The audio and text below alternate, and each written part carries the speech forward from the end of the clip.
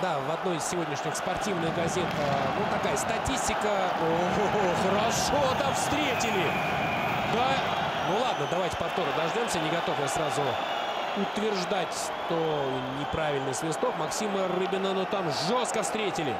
Но такая первая реакция, первая такая зрительная реакция лично у меня была, что хороший силовой прием.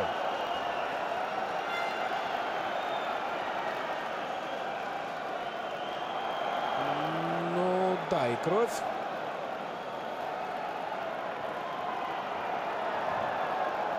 Да, без врачебной помощи здесь не обойтись. И как раз доктор команды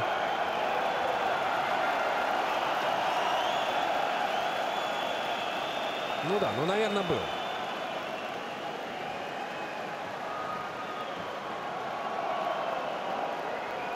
Алексей Гришин отправляется в